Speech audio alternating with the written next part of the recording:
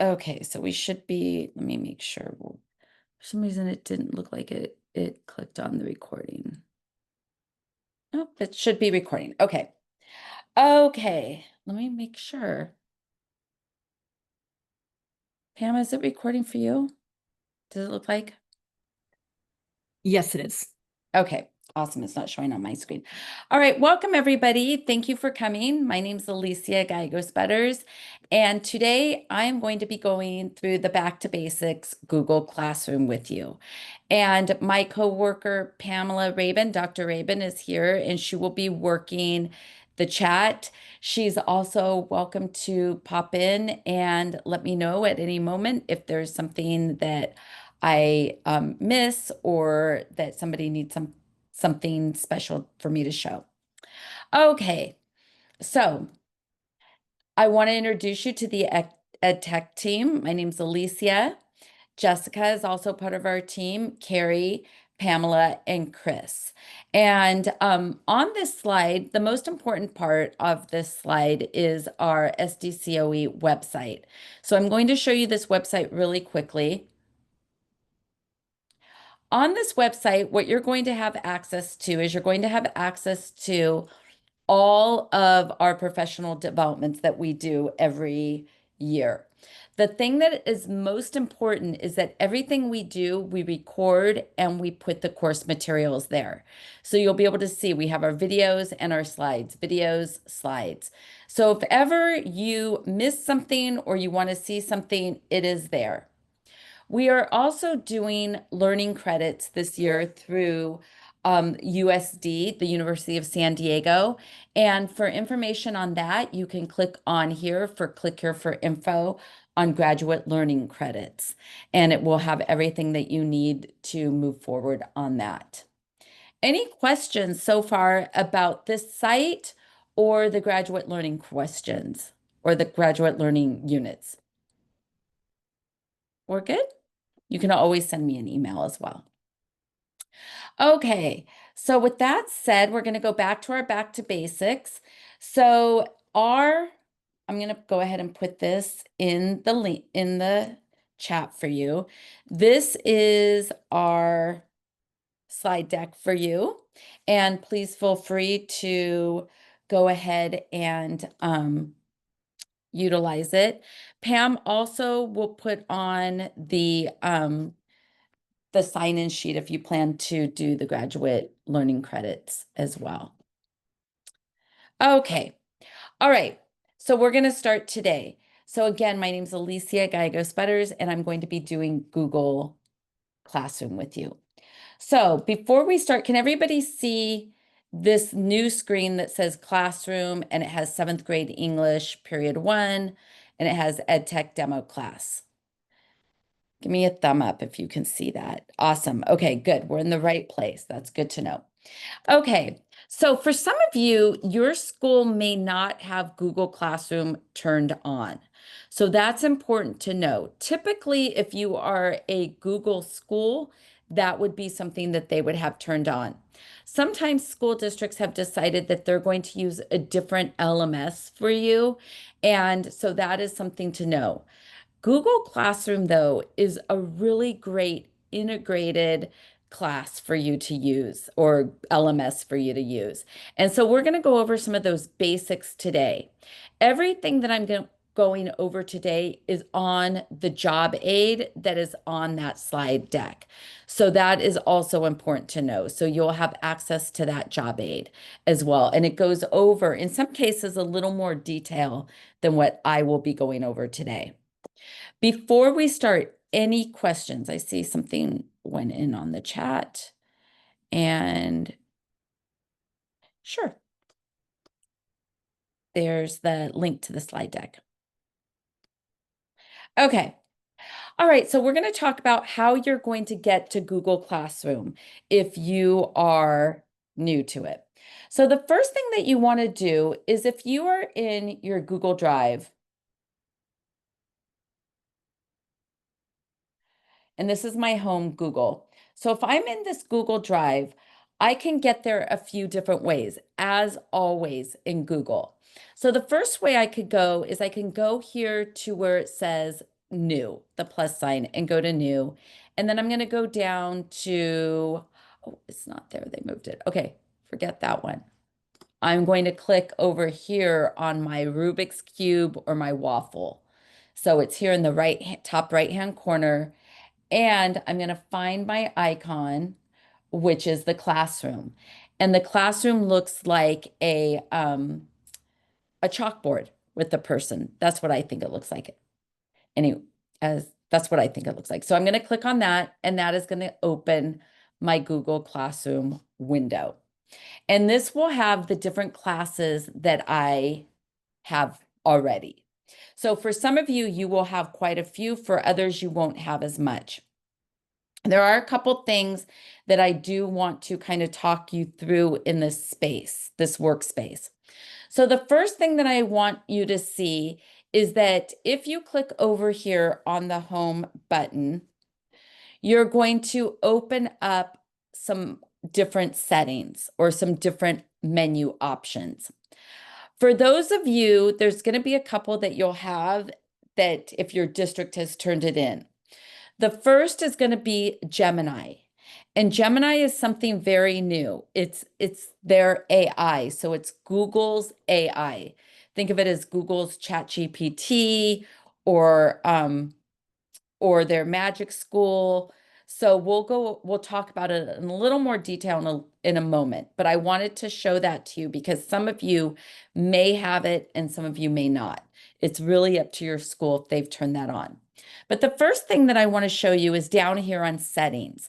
And this is a really, really good place to get used to.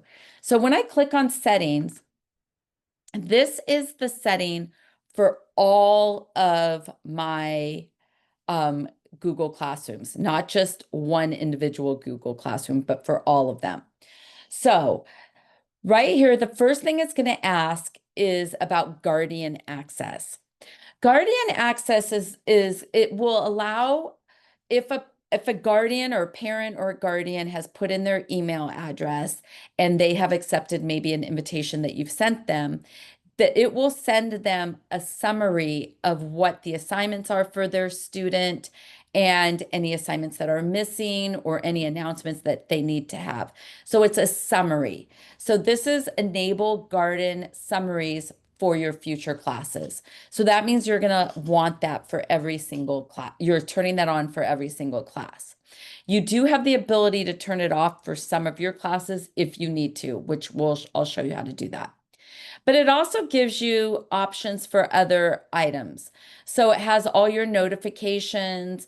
It will let you know what classes you're enrolled in, et cetera, et cetera.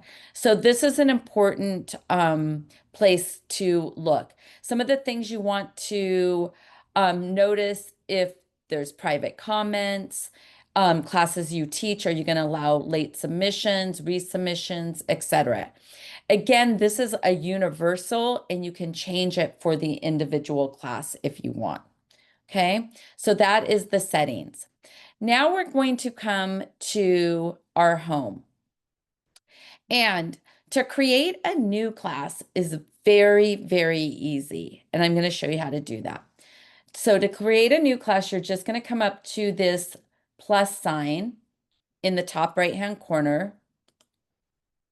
And I'm going to either join class. So if I'm a teacher and somebody's invited me, or I'm going to create a class. So I'm clicking on create a class. Here I'm going to give it the class name. So I'm going to call this demo class 1. And section, so if you are a middle school teacher or a high school teacher and you have more than one section, so you could put section 1 if it's that. And the subject would be, I'm going to put English because that is what I used to teach many years ago. And then my room 402. And then I'm going to create. As you can see, once it's created, it's just a blank shell. So let me show you what you're looking at here. The first thing is you're looking at is the default header. You can change that header if you wanted. So you could change the color of it. You could even add a picture or you can upload a picture. So if you had a class picture you wanted to upload there, you could do that. And it's kind of nice to be able to customize it in a way that's really fun for your students. Okay. The other thing that you want to notice is that you're going to have up here your stream, your classwork, your people, and your grades. I'm going to hop out of this in a moment and I'll show you how it looks completed, but I just wanted to kind of give you that overview of this space. You also have the ability to set up virtual meetings. So you can do Google Meets with your students if you wanted to. So that's kind of already built in to your Google Classroom. You have the class code. This is a code that you can send out to your students if you so desired, or it's also a code so you have the ability to copy class. You could copy that code. You could copy a class invitation link. So what that looks like, let me see if I can get that. It's just like a link, like this is your link to join this class, and then you can add that into an email to students. You have the opportunity to change the class code. So if you wanted it to say Dr. Butters or something like that, you could change that. And then you could turn that off if you didn't even want that. And then here you have any assignments that are due. Okay, so that is what a blank shell of a class looks like. The other thing I want to show you is, if you recall, we did the settings for all of our classes, but you can also now individualize the settings. So as you can see, all the class details are here for this individual class. So it's different from this one, which is for all of them. Okay, so I want to make sure you know that it is different from this one. Now let's kind of look at the settings for this one. So this one, I know it's my class because it says demo class. I could put in a class description if I wanted, like this is English 9. In this class, you should have passed English 8. You know, I could put in all sorts of stuff, or I could even have like the syllabus or whatever I would like in there. Okay, then here I have my class code on. There's the invitation link for the class. Here's the code if I ever need it, and there's it displayed. Here's where I could start to decide some of those things for my students. We're going to go over the stream, and the stream is basically like your announcement section for the students. So I could say, do I want my students to be able to post and comment in there? Sometimes that's a really good idea, especially because sometimes usually I don't worry about students posting inappropriate things here because their name's attached to it. So it's a good way for students to interact or ask questions, and then another student can answer them. So I typically allow students to post and comment here. If it were anonymous, probably not, but it's open. And then condense notifications. You can have attachments. So you can start to say what you want. A condensed notification, like let's say you write a whole paragraph, it'll just condense it down to a sentence and then dot, dot, dot, that type of thing. Or you can hide notifications. So I always just leave it there. The attachments and details, that's if you want the whole thing, like the whole paragraph to show, not the condensed version. Guardian access, that's what we talked about. Also deleting, if you delete an item, you don't necessarily want it to show, so I always turn that off. Okay, you can turn off the meeting link as well if you don't ever want students to be able to do the Google Meets. You can turn that off. That's appropriate as well. Grading, we're going to go over in a little bit later, but you can deal with the grading here as well. So that is the settings for the class. Okay, any questions about that? We're good? Okay, let me accept that really quickly. Okay, so what I'm going to do is, this is a class that I've already kind of filled in for you. And I'm going to kind of show you what a class looks like that is completed. And then we can talk about how you use everything there. Okay, so what you're looking at right here, this is kind of like your stream. So as you can see, it's your announcements. So if I wanted to add an announcement, so this is going to be for my EdTech demo class, which is the class we're in, and I want it to go to all students. I could also only make it go to some students as well. So if I had a list of classroom students, they would show up there and I could just click, okay, I want this to go to Pam. I want this to go to Carrie. I want this to go to Jessica. So I could click if I wanted them to go to certain people. And here's something that I can announce. Do not forget, we are hosting a food drive on campus all next week.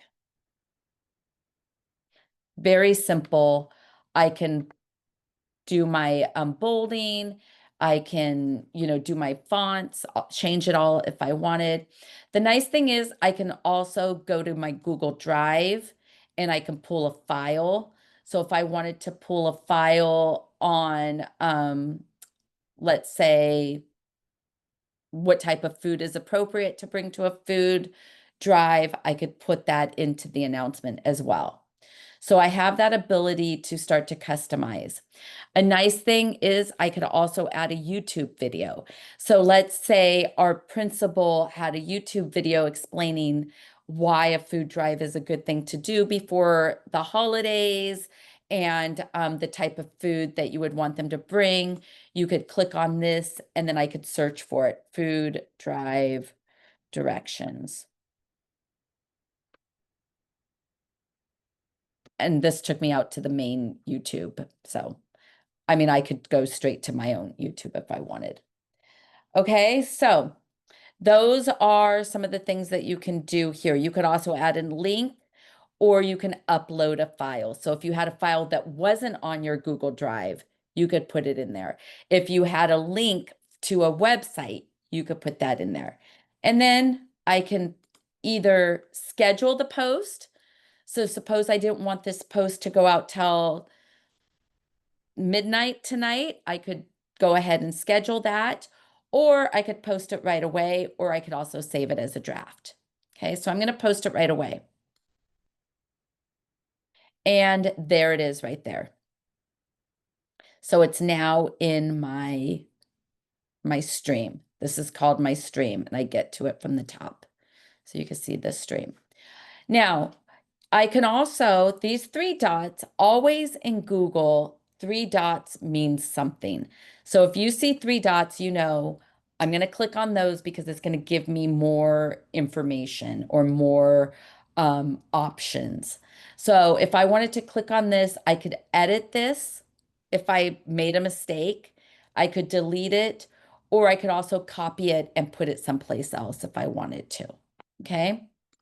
The other thing that I can do is if students wanted to add those comments, they could also start to add the comments because remember, I left that on. So students could add comments like, oh, where do we put everything in a bag, or can we bring glass bottles, that type of thing, if they had questions. Any questions about the stream? Very, very simple. Okay, let me see real quick.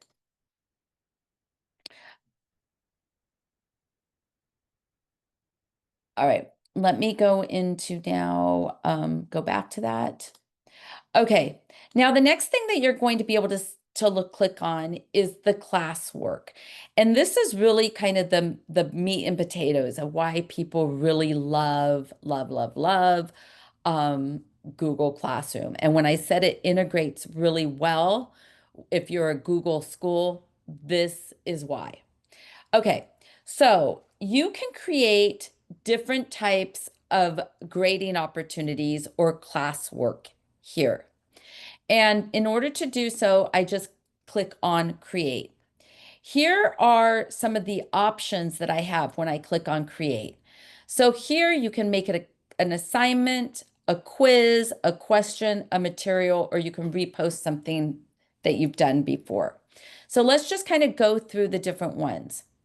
So this is an assignment, and so you can see my assignment is right here, but I'm going to click on assignment here and walk you through how to do it. So here, the title of this assignment is 5-paragraph essay. Okay. And then here I could put in the directions for that 5-paragraph essay. So a lot of times when I was an English teacher, I would have a large document, I would have some exemplars, I would go over what a 5-paragraph essay would look like. I could put that in right here. I could also attach a document. I could make my own little video. So if students were at home and they were like, oh gosh, I forgot, what did she say about 5-paragraph essay? So I could have a YouTube video that I attach to it. I could create something new with it, upload a file that's not necessarily my Google, or have a link. Notebook LM, again, is part of that. It's part of AI. It's part of that Google or that Gemini. So I'll talk about kind of that in a minute. But here I'm just going to put follow the directions. Normally I wouldn't be that curt, but I just want to show you something. Okay, then if I come over to the right-hand side, you're going to see who I'm going to assign it to. I'm going to assign this to all students. But again, I don't have to. If I had students enrolled in the class, I could click on those students. So if I were differentiating instruction, so some students might, oh, I spelled essay wrong. Put essay. Some students might have a 5-paragraph essay. Some people might be doing a YouTube video on it. Others might be doing a podcast, depending on where their strengths are. So I would be able to differentiate that. It's going to be worth 100 points. Here, I'm going to make it a due date. So I'm going to make the due date this Friday. And I always like my items due at 5 p.m. Oops. Nope. I like them at 5 p.m.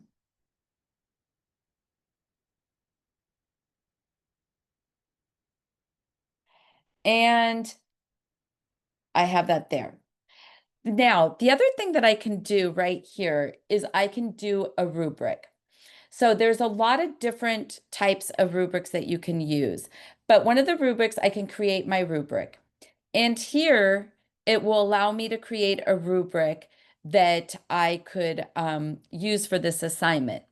I typically have my rubrics, I don't create them in here, I do them separately. So I'm going to just go ahead and close this.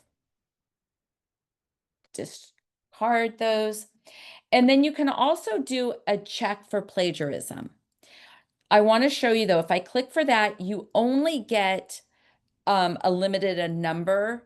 And what it does is it goes out and it checks to see if some students have not cited sources. So I only get 5. So I only would use this for a essay or something else that you may find beneficial. So be aware you have it for 5. Okay, so I'm going to cancel that. So this is one of the ways that you could use the assignments. Okay, so then I'm going to click on assign. Again, I can say assign, schedule, or draft. You would want to use the schedule. Sometimes you want to create everything in advance, and then you want to schedule it to go out at a certain time when closer to the time it's due. So a lot of times I create my classes at the beginning of the semester, and then I just have the schedule go out when I'm going to announce it. So let's say it's due on Friday, but I'm not going to announce it till Thursday. And so I could schedule that. But with this case, I'm just going to assign it. Okay. So now you can see we're beginning to have our assignments. There's my 5-paragraph essay right there under assignments. Okay. Oh, the other thing is that I could assign it a topic. Let me go back in and show you how to edit. So I'm going to come in here, edit. I skipped over topic. So I can say this goes under assignments. And now I'm going to save. So notice what happens. It's under assignments. Okay. So I could do the same thing with all my other items here. The one thing I do want to show you is here, if you have Gemini. So if you click on Gemini, you'll notice it opens up all these AI Google tools for educators. It's kind of like a Magic School. And I don't know, or Magic AI. I don't know if any of you have used that. But if I wanted it to generate a rubric, I think I have a rubric here. Create a rubric. So I could ask it to create a rubric for me, and I could use that rubric instead of the one that they gave me, that the prompts that they gave me. Okay, so that's one of the beauties of Gemini, is that it does allow you to go in and use these different tools. Any questions about this?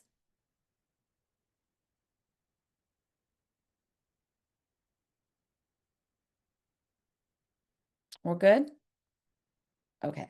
You have one in the chat. It's how do we get the Google how do you get Google for educators versus things? Oh, okay. So it would be up to your school. So if your school is a Google school, they have Google for Educators. If your school is not a Google school, then chances are you're just logging in under yourself, like your Gmail account, you just have plain Google. Does that answer your question? So school districts will do the Google for Educators because Google for Educators keeps it in kind of a walled garden. So that means that all your students have in our case, it's sdcoe.net email address. But if I'm just logging into my Google, I'm just logging into my personal account. Okay, does that answer your question, Lily? You would reach out to your IT department. So it's your IT department to see. There is a cost associated with it, so it is not free, but it would be something that you would want to see if your school has it or not. Most schools, what school are you at, Lily?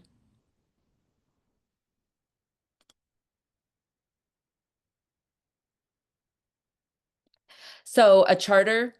So yeah, you would reach out to your IT department at that charter school. Okay. Okay. Let's go back to coursework. All right, again, if I decide to create a question, I do want to show you the questions. So the questions, if you do a question quiz, so this will be, let's see, survey quiz. I'm just going to call this a quiz. You would call it something else, I'm sure of it. And then the directions are, this is a quiz. And then for this, what you want to do is it's almost exactly like Google Forms. It basically opens a Google form for you. So if you look right here, it says short answer type. So you could choose between short answer and multiple choice. So actually so I could do an option here, and this would be yes. Oops.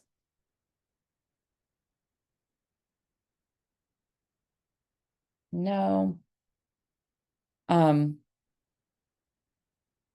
Then I could do a multiple choice, a short answer. So you can go ahead and build it. You can build your quiz in. Let me show you a completed quiz.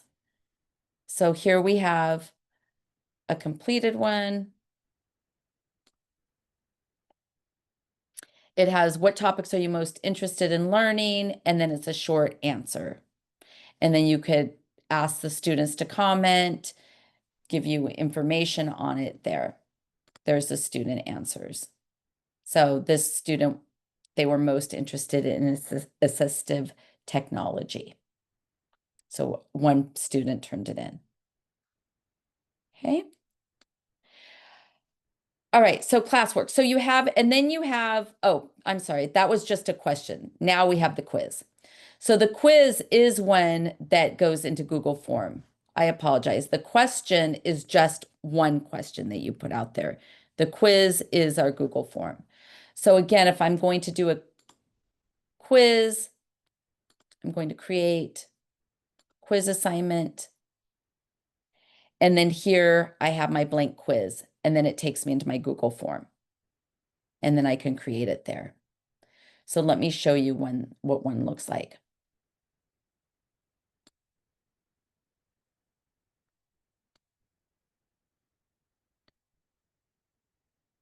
So here's what it would look like.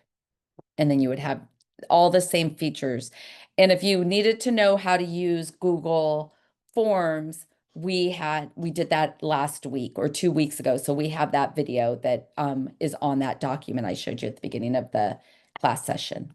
So it gives you all the background on that information. Okay. All right. And then you have your weekly writing prompts if you wanted to add those. So, and then for that, you just go ahead and you would add on this one, we added a document. So are you seeing how those can kind of you could start building your assignments. Now, the other thing I want to show you before we get into the grade section here, this is the grade section, but I want to show you how you can start to decide how you want to grade these items. So I'm going to take you into this area, the settings area. And this is what I had talked about. I said, oh, I'll show you this later. And now it's later. Okay, so if you come down here to the grading, so on the grading in the settings for this class only, you can start to do a lot of personalization.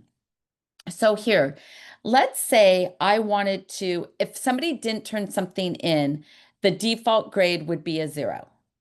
I actually like that because it makes it really easy for me to see what's been turned in and what hasn't. I just kind of look for the 0. So if you don't like that, if you just want it to be blank, you can turn that off. So you can just click and turn it off. Okay. Now, the other thing that you could do is you can grade by points. How many of you use a point system in your grading?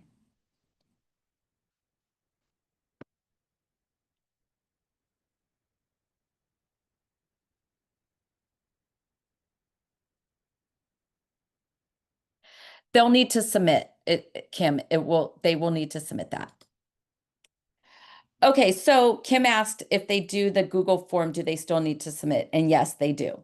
There'll be the submit button at the bottom, just like a regular form. Okay, so I like to grade by points. So I usually have 100 points. But you can also, I've always kind of wanted to dabble around with the percentages as well. So here, if you wanted to go by points, you could do that, or you could do weighted by category. So if you saw with ours, we had those different categories in my grading. So I could have my categories here. So let's say I have my assignments. And I want my assignments to be worth 10% of the grade. Okay. And do you see here it's telling me I have 90% more to do. So add another grade category. So I'm going to have my essays. And I want my essays to be worth 50% of the grade. That's a large part of my class. So I have 40% left.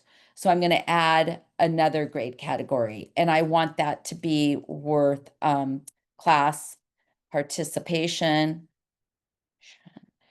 That includes like those questions I give students. I want those to be worth 10. I have 30%. Then I want the discussion, because I do online discussions. I want that to be worth 15. Oops. 15. So I have 15 left. And then the last one, I want it to be, I'm going to say presentations. This can be worth 15. Okay. And so it lets me know everything is done. It's all weighted. All right. So now if I save that, when I go to my grades, I'm going to start seeing how things are weighted. It will start weighting them in that way. Let me see. Okay. And that's just kind of a nice, interesting way to do grades if you wanted to do it. For some, they love it. For others, they're like, you know what? I'm just a points person. I want to do points. In my class that I have right now, I do points. Everything's worth 100, or I'm sorry, everything adds up to 100. It's kind of weighted, but all my assignments, they equal 100. I don't go past, I don't have like 600 points or anything like that. Okay, so here in the grading, oh, I do want to let you know, you only see the grade book when you have students. So if you don't have students, you're not going to see your grade book. And that's like, people always get worried about it. They're like, oh my gosh, where's my grades? Well, you need the students. Okay, so again, we know about those 3 dots. When those 3 dots are there, we know we're going to have some information. So when you have those 3 dots, you can go ahead and you can edit this 5-paragraph essay. You can delete it. You can grade all, which I do like, because when you grade all, let's say it's an assignment and it's kind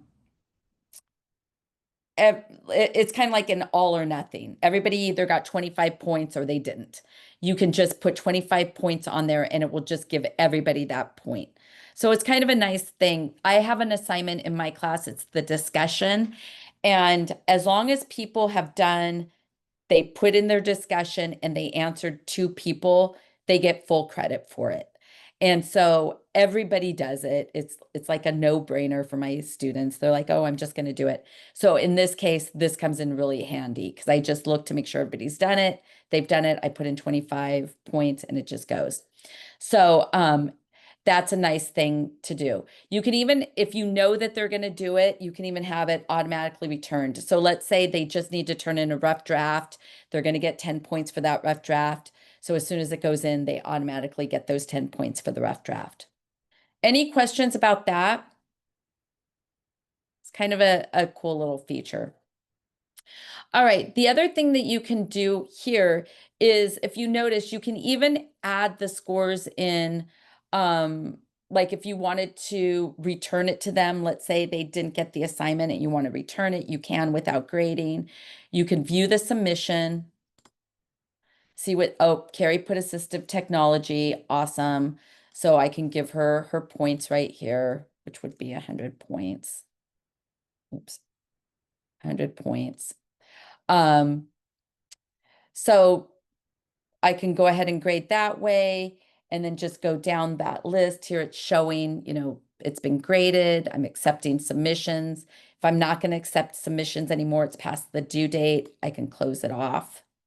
So there's these different options that I can do here. And then I can return the grade to her with a little note as well. Good job. I like that topic too. And return.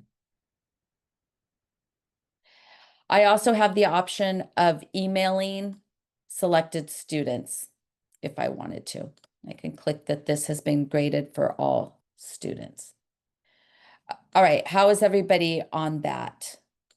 So again, my grades are here. As you can see, Carrie's grade now shows up with 100. Okay. If someone has their hand raised. Oh, yeah. I'm sorry, I don't see it. I don't see it. It might have been Yeah. you. I do have my hand. Let me lower my hand. I have a question. It's like I talk with my hands so much, so it always has my hand up. Don't worry about them. Any questions so far? We're actually kind of going through this pretty quickly.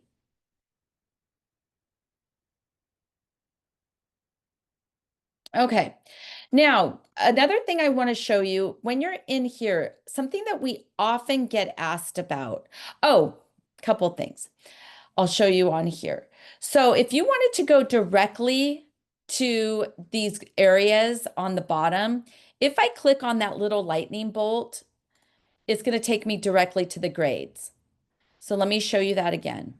When I'm in my like kind of classroom list of classrooms, if I click on this lightning bolt, it's going to take me to the grades. That's a really quick way to get there.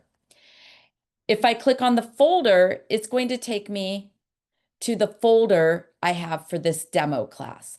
So every class that you create, you're automatically going to have a folder that it's going to store your documents in. So to get there, again, if I'm on the home page, I'm going to click on that folder and it will take me directly to it. So here it is. Okay. The other thing is if I wanted to, I'll do it to this one. If I wanted to archive, I can archive this. So I'm going to click here and I'm going to archive it. And it's asking me which class do I want to archive? And I'm archiving just this one. Now, the other thing is people often ask, how do you delete? Archiving is not deleting. So you are first you archive, and once a class is archived, you can then delete it. Okay, so if I come here, so it's like giving me the information, archiving classes, it will be archived. If it's linked to your SIS, it's not going to be linked. So it's giving you the warning. So I'm going to say yes, archive. And then it's gone. So my archived classes are here in this folder, and I can find it here. And once it's in here, I can delete it. Do you see that? But what I can also do is I can restore it. So if I wanted this to go back, restore. And if I come here, it's there again. So let me just demo this for you. So I'm going to take it, archive it, archive, and then I'm going to come to the drop down, and these are my archive classes, and I'm going to restore, or I could delete it permanently. All right. Okay, any questions about that?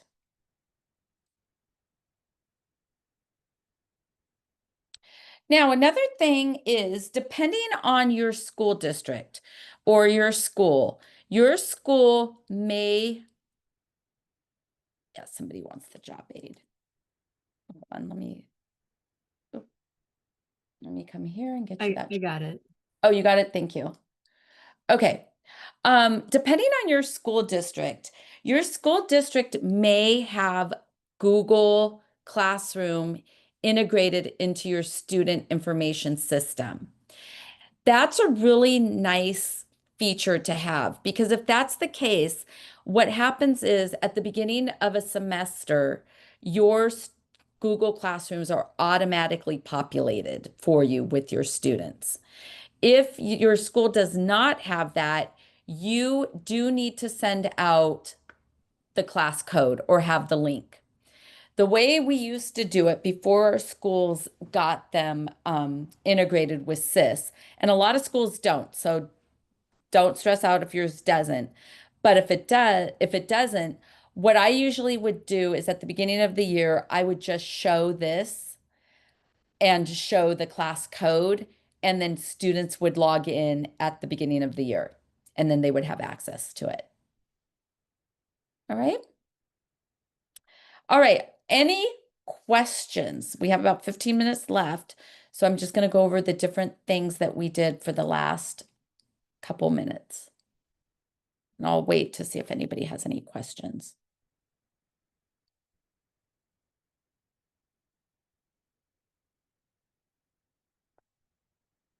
Okay, so in Google, what we did is we started at our homepage and we found Google Classroom, which is right here. It's the one that looks like a little like a chalkboard.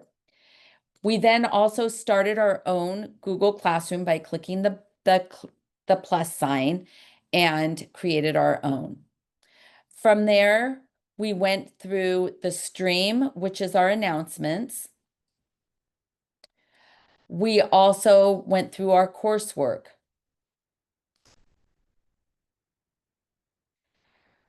The people are the students that will be in the class. And this is, oh, you can also enable Guardian access.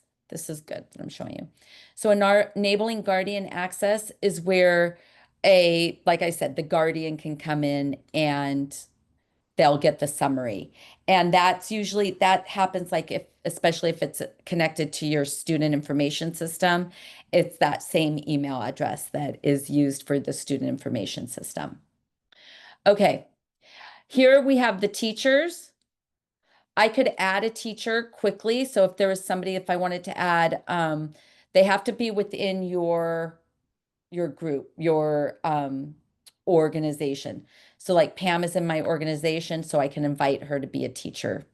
And here she's invited and it's waiting. So if I wanted to collaborate with the teacher. Here is where I would have the students. Once the students logged in, they would come here. As you can see, Pam's been invited and Jessica's been invited as students. Carrie is a student in that particular class. Okay. And then we have our grades. And the grades they come from these assignments. And that's where our grades come from. The other thing that we did with our grades is we came to our settings and we were able to say we want the default grade to be a 0. We also weighted it by categories, but we don't have to. We could just do a total grade, and then these render these non-usable. So it's just a total points. So you could do either one. You could show overall grade to student, which I actually like. That kind of always lets them know where they are. So you're at like 50% or you're at 75%. You're getting an A, B, C in the class. Students love that. We also talked about the settings for all the students or for all the classes were here. And lastly, we went over the archives and how to delete a class. You see there's some. When inviting students or families, if they are not accepting or miss the invite from that view, you can also, yes, you can always re-invite them. And you can also, not only can you invite them through Google here, but you can copy the code and send it to them via an email. So there's a lot of different ways that you can invite them. So you can always copy that code and send it to them as well.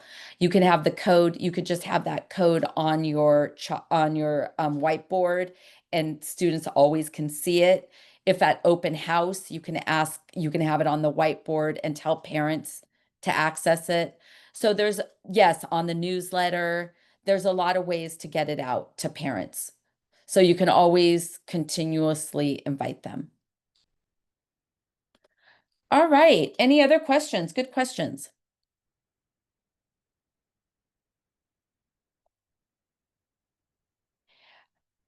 Okay, so please use the job aid.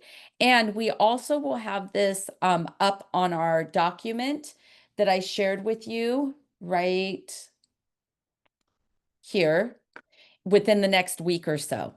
So it'll be up in this, you'll have the video as well as the job aid.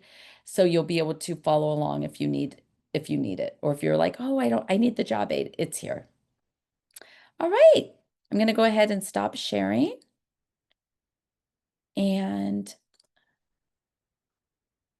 see, there's. Yes, Pamela sent out the attendance form, but if you also click here on the graduate learning credits, this document has the attendance form that you would use